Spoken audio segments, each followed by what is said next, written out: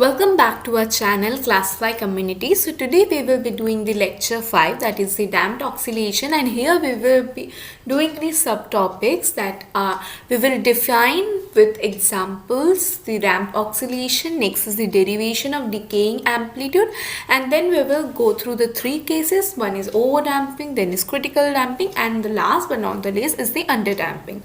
So without wasting more time, let's begin.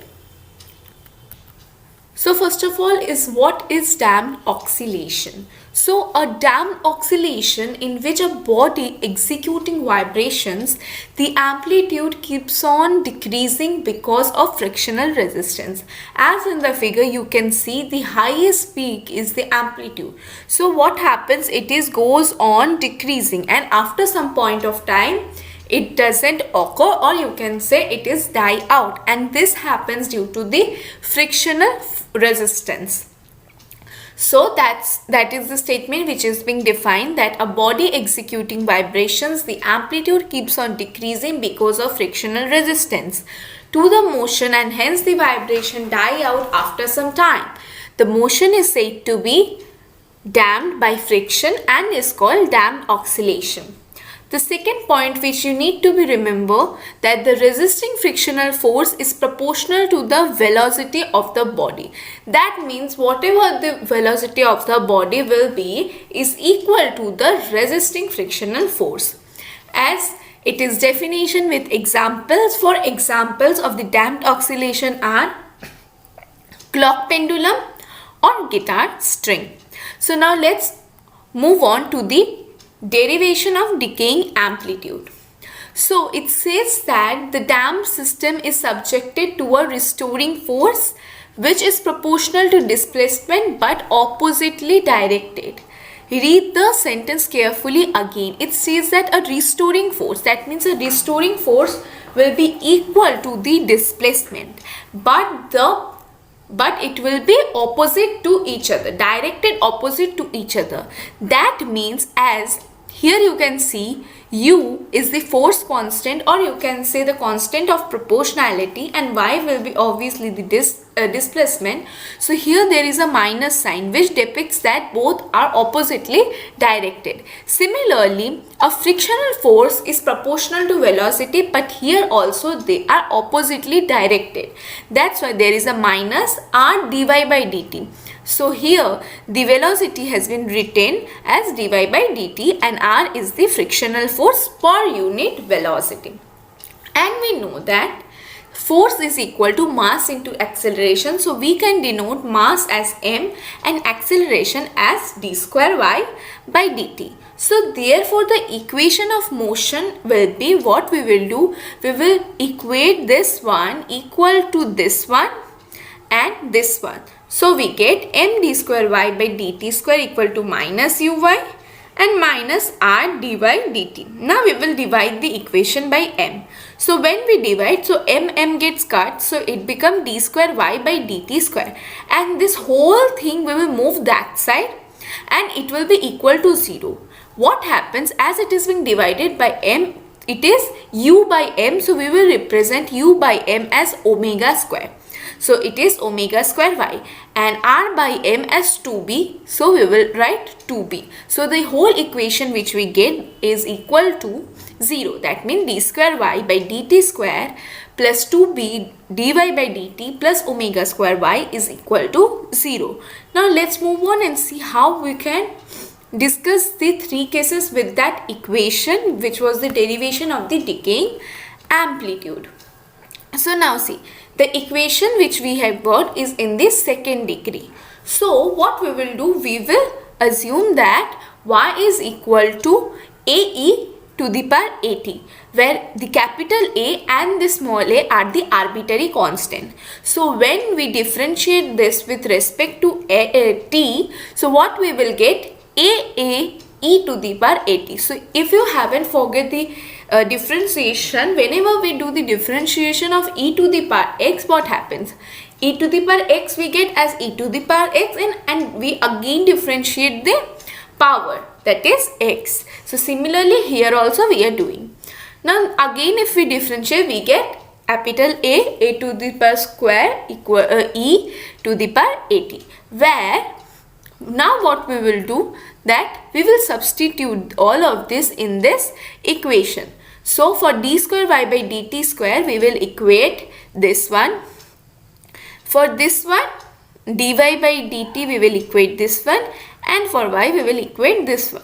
So when we equate all this, we came to a solution that AE alpha t, or you can say AT, we are doing alpha t only. So AE alpha t will not be equal to 0, but this equation will be equal to 0.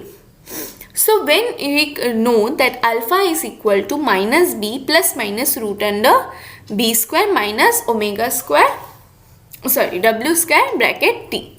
So whenever we do a general solution, what happens that one time we will take alpha as positive, another time we will take alpha as negative.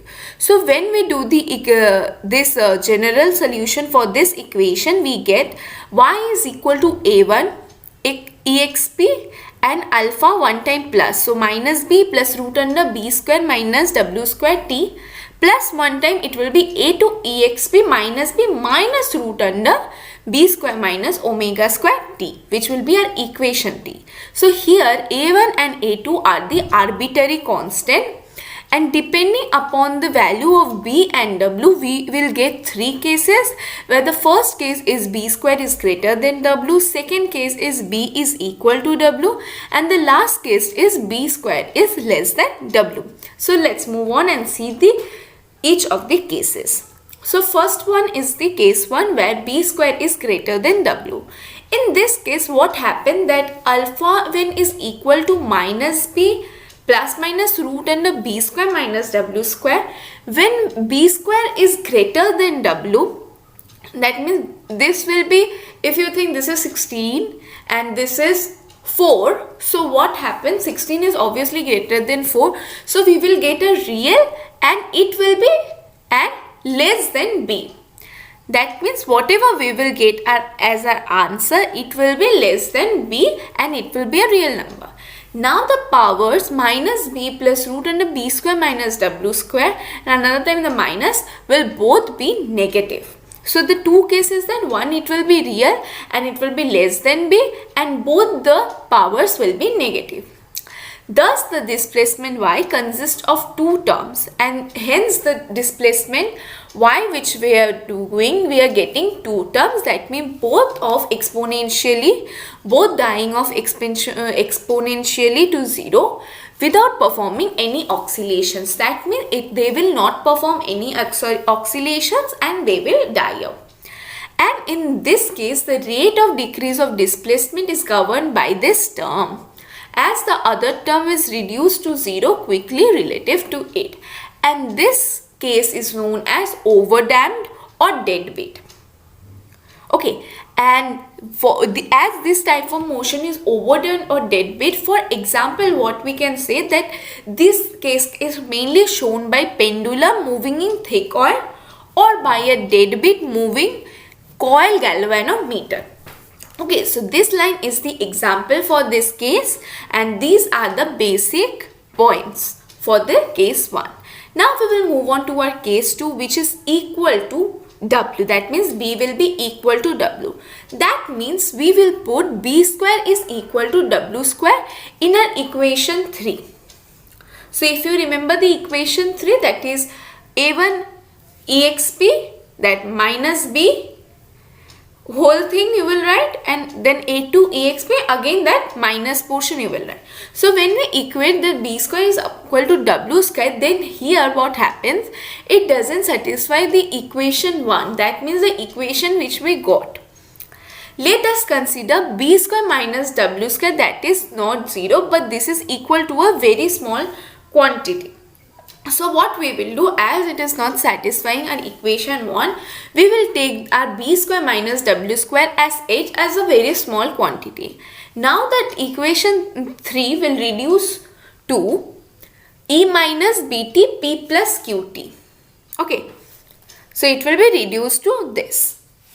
So this will be our equation 4, where a p is our a1 and a2 and q is our h, a1 minus a2. So from this equation we can clearly state that whenever the t increases, the factor also increases, but this E minus Bt will get decreased. In this case, the particle tends to acquire its position of equilibrium much more rapidly than case 1. Case 1 acquires the position of equilibrium, but it goes slowly, but not like of the case 2. That means case 2, whatever it happens very fast and it happens more rapidly than the case 1. And this type of motion is known as critical damped motion. As for the case 1, we have seen the example, that was the pendulum one, or you can say the deadbeat moving coil galvanometer. Here there is the pointer instruments such as voltmeter, ammeter, etc., in which the pointer moves to the correct position and comes to rest without any oscillation. Okay, so this is our case 2. Now we will see the last and the foremost case, that is a case 3, when b square is less than w. In this case, what happens? B square minus w square is imaginary. So what we will do, we will write it as I, because we know that I is an imaginary in mathematics, right? So what we will do, we will make this I root under w square minus b square is equal to I beta, where beta will be our w square minus b square and I is a root under minus 1, which you are obviously know that. So what happens when we solve the equation 3, that is a1 exp minus b plus I beta t and all that things, we get the equation as e to the power minus bt a sin psi cos beta t plus a cos psi sin beta t. So one time it will be sin cos, another time it will be cos sin. Okay. So where a sin psi, a1 is equal to a1 plus a2, where a cos psi will be I a1 minus a2. Okay. So E minus bt, a sin beta t plus psi is equal to what happens? We will place all the values. That means beta value was w square minus b square, t is t, right? And now omega psi is psi. So this will be your equation 5. So this equation represents that the simple harmonic motion with amplitude ae minus bt and time period t is equal to 2 pi by beta. Okay, so here beta we have taken as w square minus b square.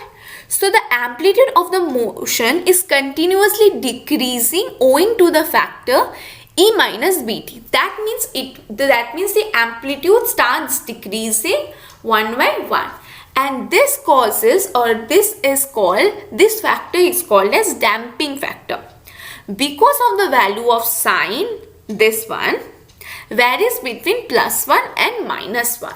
That's why. Therefore, the amplitude also varies from ae minus bt to minus ae minus bt. As the value of this sine varies from -1 to +1, this ae minus bt will also vary from plus ae minus bt to minus ae minus bt. And this motion is known as underdamped motion. That means, why it is called the underdamped motion? The decay of amplitude depend on the damping coefficient, that is B. That means this one. That means the amplitude decay depends on this particular value, that is the damping coefficient, that is B. That's why it is called underdamped motion. So if we recall our case 1, case 2 and case 3, what we get, that in case 2 it happens it will acquire the position of equilibrium rapidly than case 1. And in the case 3, what we get, that the amplitude of the motion continuously decreases owing to the factor E minus bt, and that factor is known as damping factor. So I hope all of you understood all the cases and this concept. And if you have any queries, you can comment us down below. Till then, be happy and have a great day, and thank you for watching. Wow, that's impressive! You have completed a magic today. For more videos, subscribe. Join our Facebook group and Instagram page for group discussion and live Magus videos for exam preparation in an hour. We start at Classfly community for students to learn from a friend in a simple way and support them in their own languages. If you are willing to be that one friend who saves us at the exam night preparation, then please join us by visiting classfly.in.